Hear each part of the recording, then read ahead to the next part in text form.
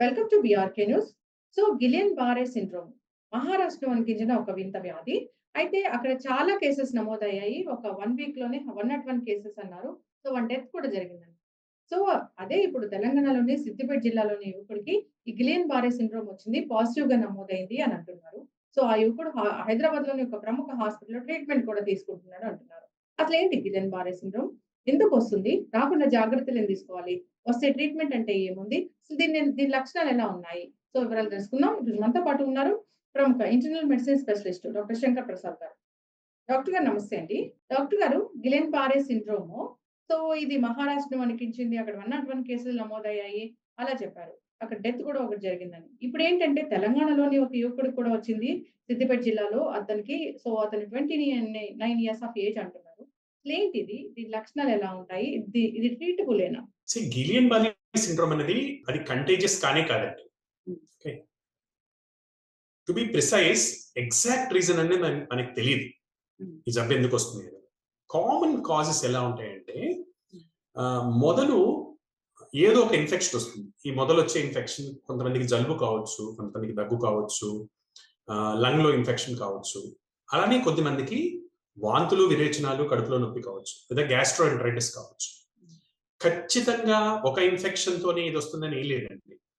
కొంతమందికి చికెన్ గున్యా తర్వాత వస్తుంది, కొంతమందికి డెంగ్యూ తర్వాత వస్తుంది, కొంతమందికి జికా వైరస్ అనే ఇన్ఫెక్షన్ తర్వాత వస్తుంది, కొంతమందికి ఫ్లూ తర్వాత వస్తుంది, రకరకాల ఇన్ఫెక్షన్స్ వస్తుంది.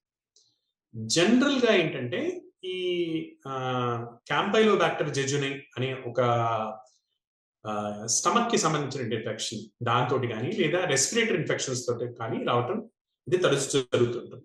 అయితే ఇక్కడ మనకు తెలియాల్సిన విషయం ఏంటంటే జలుబు, దగ్గు లేదా వాంతులు, విరోచన వచ్చిన ప్రతి వాళ్ళకి గిలియన్ బారే సిండ్రోమ్ వస్తుందని కాదు. నార్మల్ గా 1,00,000 మందిలో ఒక ఏడాది మొత్తం మీద ఒకళ్ళకి ఇద్దరికి మాత్రమే వస్తుంది. సో ఇది ఇన్ఫెక్షన్ వచ్చిన వాళ్ళందరికీ వస్తుంది అనే సిచ్యువేషన్ అసలు ఉండనే ఉండదు. ఫర్ సమ్ రీజన్స్ కొద్ది మందిలో ఒక కడుపులో ఇన్ఫెక్షన్ వచ్చిన తర్వాత కానీ, జలుబు, దగ్గు వచ్చిన తర్వాత కానీ మన బాడీ ప్రొడ్యూస్ చేసే ఇమ్యూనిటీ ఏదైతే ఉంటుందో ఆ ఇమ్యూనిటీ అనేది నర్వ్స్ ని అటాక్ చేయడం మొదలెడుతుంది. ఇది టిపికల్ గా ఎప్పుడు జరుగుతుంది? ఇప్పుడు క్యాంపైలోబాక్టర్ జెజునే ఇన్ఫెక్షన్ అని అందరం మాట్లాడుకుంటున్నాం. సో క్యాంపైలోబాక్టర్ జెజునేలో ఏంటంటే ఆ ఇన్ఫెక్షన్ ని ఫైట్ చేయడానికి బాడీ ఏ యాంటీబాడీస్ అయితే ప్రొడ్యూస్ చేస్తుందో అవి మన నరాలని పోలి ఉంటాయి. సో అంటే ఈ ఇన్ఫెక్షన్ కాజ్ చేసే బ్యాక్టీరియాలో ఉన్న కొన్ని యాంటీబాడీ అంటే కొన్ని యాంటీజెన్స్ అచ్చం మన నరాల్లో ఉన్న యాంటీజెన్స్ లానే ఉంటాయి. సో దాని మీద పనిచేసే యాంటీబాడీస్ కొద్ది మందిలో మాత్రమే నరాల మీద పనిచేస్తాయి. సో ఇది ఎలా జరుగుతుంది? ఇన్ఫెక్షన్ వచ్చిన 4 వారాల లోపల నరాల వీక్నెస్ స్టార్ట్ అవుతుంది. టిపికల్లీ ఏంటంటే కాళ్ళలో వీక్నెస్, మెల్లగా అది పాకి చేతుల్లో వీక్నెస్. 80-90% మందిలో కాళ్ళు, చేతుల్లోనే వీక్నెస్ ఉంటుంది. కొద్ది మందిలో మాత్రం మొహం, కళ్ళు తెరవలేకపోవటం, కళ్ళు రెండుగా కనపడటం, బాగా తక్కువ మందిలో ఊపిరి తీసుకోవడానికి ఇబ్బంది, మింగడానికి ఇబ్బంది, ఇలాంటి లక్షణాలు వస్తాయి. ఈ జబ్బు కామన్ కానే కాదండి, ఇది చాలా రేర్. దీనికి ఇతిమిత్తంగా ఇదే కాజ్ అని మనకు చెప్పని కూడా చెప్పాలి. ఇవన్నీ అసోసియేషన్స్ అంట. కామన్ గా ఏంటంటే ఇటువంటి ఇన్ఫెక్షన్స్ వస్తాయి. ఒక్కోసారి వ్యాక్సిన్స్ పడక కూడా వచ్చిన కేసెస్ ఉన్నాయి. అంటే ఫ్లూ వ్యాక్సిన్ తీసుకున్న తర్వాత రావటం కానీ, కొంతమందికి కోవిడ్ వ్యాక్సిన్ తర్వాత తీసుకున్న తర్వాత రావటం కానీ ఇలా కూడా జరుగుతుంది. ఎప్పుడైతే మన ఇమ్యూన్ ఫంక్షన్ సరిగ్గా ఉండదో అప్పుడు ఒక ఇన్ఫెక్షన్ తర్వాత కానివ్వండి, లేదా ఒక వ్యాక్సిన్ తర్వాత కానివ్వండి, అప్పుడు నరాల్లో వచ్చేటువంటి వీక్నెస్ మనం గిలియన్ బారే సిండ్రోమ్ అంటాం. ఇది ఒకళ్ళ నుంచి ఒకళ్ళకి పాకే ప్రసక్తే లేదు. ఇది కంప్లీట్లీ నాన్ కంటేజియస్. ఒకళ్ళకి వస్తే దాని ద్వారా ఇంకొకళ్ళకి వస్తుందన్న అన్న విషయం లేదు.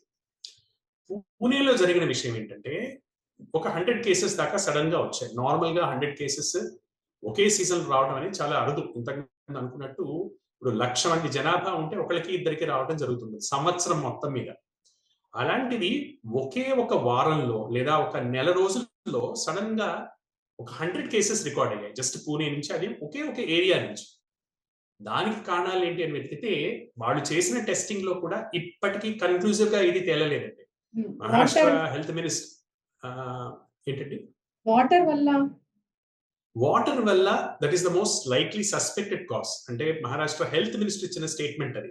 ఇది ప్రాబ్లీ వాటర్ ఇన్ఫెక్షన్ వల్ల వచ్చింది. మొత్తం వాళ్ళు చెక్ చేసిన 11 స్టూల్ శాంపుల్స్ లో ఓన్లీ 3లో క్యాంపైలోబాక్టర్ జెజునే ఉందని ఇన్ఫెక్షన్ వచ్చింది. 8 మంది కంటే పైన నారా వైరస్ ఇన్ఫెక్షన్ ఉన్నట్టు వచ్చింది. ఇప్పటిదాకా ఐసీఎంఆర్ రెండింటిని కన్ఫర్మ్ చేయాల. అంటే దీనివల్లే వచ్చింది అన్న విషయం పొలిటీషియన్ అయినటువంటి హెల్త్ మినిస్టర్ కన్ఫర్మ్ చేశారు తప్పించి ఇండియాలో ఏపెక్స్ బాడీ అయినటువంటి ఐసీఎంఆర్ అయితే దీన్ని ఇప్పటిదాకా కన్ఫర్మ్ చేయలేదు. సో ఎస్, కొద్ది మందిలో విరేచనాలు అయ్యాయి, దాని తర్వాత నరాల వీక్నెస్ వచ్చింది అబ్నార్మల్. అంత క్వాంటిటీలో రావటం అనేది అబ్నార్మల్. సస్పెక్టెడ్ ఏంటంటే కలుషితమైన నీటి ద్వారా వచ్చి ఉండొచ్చు అనే ఒక అనుమానం అయితే ఉంది. అయితే డాక్టర్ గారు, ఇప్పుడు సిద్దిపేటలో ఈ కేసు వెలుగు చూసింది అన్నారు. అంటే మీరు అన్నట్లుగా ఏదైనా ఇన్ఫెక్షన్ వచ్చి దాని తర్వాత అలా టర్న్ అవ్వచ్చా? ఇప్పుడు సిద్దిపేటలో ఒక కేసు వచ్చింది అని మనం దాని గురించి పానిక్ అవ్వాల్సిన అవసరం ఇప్పుడు లేదు. ఎందుకంటే నేను అదే చెప్తున్నాను, 1,00,000 జనాభా ఉన్న ఒక ఊర్లో ఏడాది కనీసం ఒకళ్ళిద్దరికి వస్తూనే ఉండేది జబ్బు ఇది. సో హైదరాబాద్ లో 1,50,00,000 జనాభా ఉన్న మన దగ్గర మీరు at any point of time చూసినా సిటీ మొత్తం మీద 150 మందికి ఈ జబ్బు ఉండి ఉంటుంది. అంటే ఏడాది మొత్తం మీద 150 మందికి వస్తుంది. ఎప్పుడు ఇట్ షుడ్ బి సంథింగ్, అంటే కాజ్ ఆఫ్ కన్సర్న్ ఎప్పుడు ఉండాలి? ఒకే నెలలో 150 మంది వస్తే అది దట్ ఈస్ అబ్నార్మల్, లేదా ఒకే నెలలో 100 మందికి వస్తే అబ్నార్మల్. హైదరాబాద్ సిటీలో మనం అదే ఈక్వేషన్ వేసుకుంటే కనుక సంవత్సరానికి 150 మందికి దాకా కేసెస్ రావచ్చు. అంటే నెలకి 10 కేసుల దాకా రావడం సహజం. అయితే ఇది వచ్చి తగ్గిపోతుందా డాక్టర్ గారు? ఇది నిదానంగా 4 వారాల్లో ప్రోగ్రెస్ అవుతుంది. ఒకటేసారి సడన్ గా ఇవాళ వచ్చి రేపు పొద్దున కల్లా కాళ్ళు చేతులు ఆడట్లేదంటే జనరల్ గిలియన్ బాలి ఉండదు, వేరే నరాల బలహీనత వచ్చే కాసెస్ ఉంటాయి. వచ్చిందంటే 4 వారాల టైం తీసుకుంటుంది. జనరల్ గా దీని స్టాటిస్టిక్స్ ఎలా ఉంటాయంటే కొద్ది మందిలోనే ఒక 15-20% మందిలో ఇది చాలా సివియర్ అవుతుంది, తీవ్ర రూపం దాలుస్తుంది. ఎప్పుడు తీవ్ర రూపం దాలుస్తుంది? శ్వాస తీసుకోవడానికి ఇబ్బందిగా ఉన్నా, లేదా మింగడానికి ఇబ్బందిగా ఉంటున్నా, అంటే చాలా డెలికేట్ నరాలు, ప్రాణానికి ఇంపార్టెంట్ నరాలు అఫెక్ట్ అవుతుంటే అప్పుడు దాన్ని మనం చాలా సీరియస్ గా తీసుకోవాల్సి వస్తుంది. ఇన్ జనరల్ 10 మందికి జబ్బు వచ్చింది అనుకుందామండి, 50 మంది కంప్లీట్ గా రికవర్ అవుతారు. 10 మందిలో 5 కంప్లీట్ గా రికవర్ అవుతారు.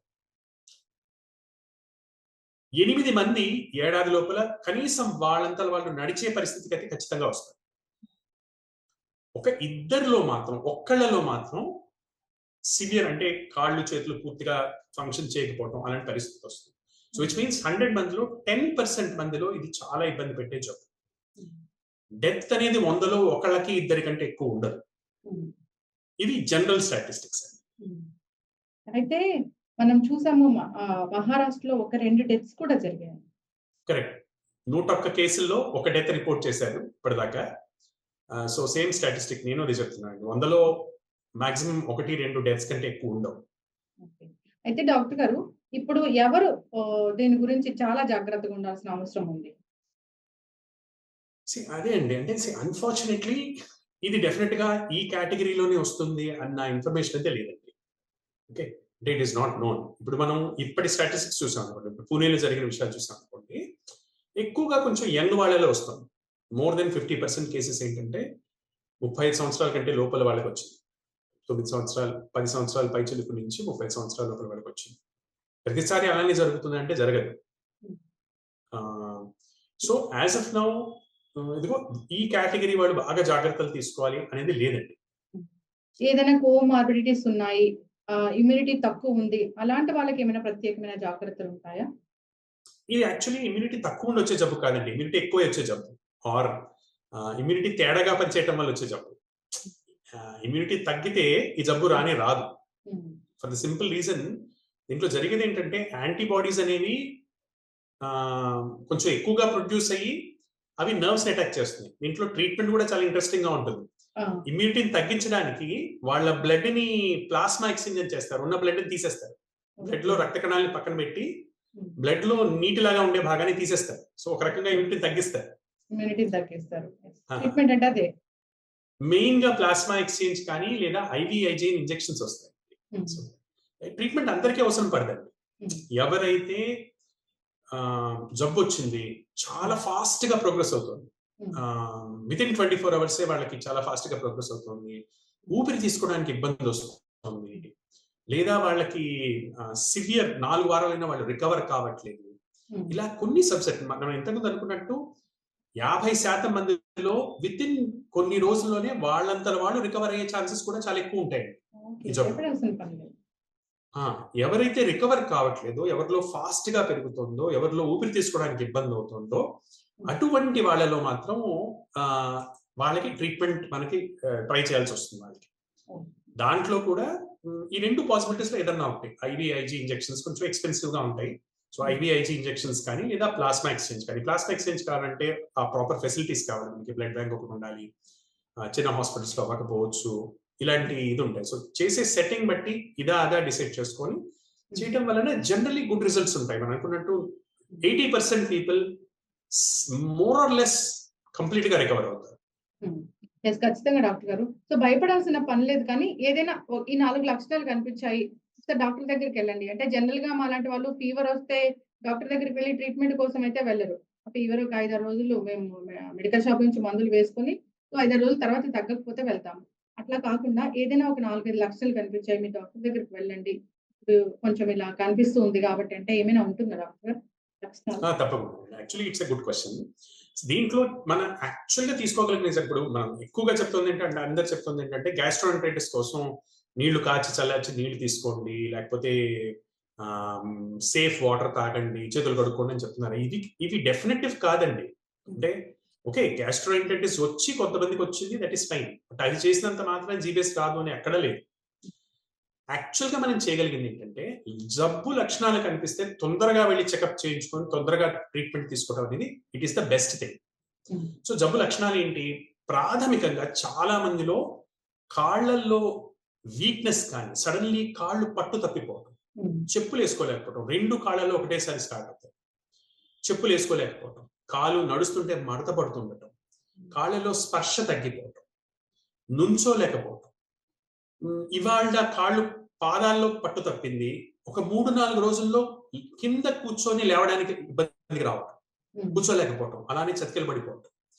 ఇంకో 3-4 రోజుల్లో చేతుల్లో వీక్నెస్ రావడం, చేతుల్లో తిమ్మిరి రావడం. సో దీన్ని అసెండింగ్ పారాలిసిస్ అంటారు. కాళ్ళ పాదాలతో వీక్నెస్ స్టార్ట్ అయ్యి మెల్లమెల్లగా మొత్తం శరీరానికి వీక్నెస్ అనేది పాకుతుంది.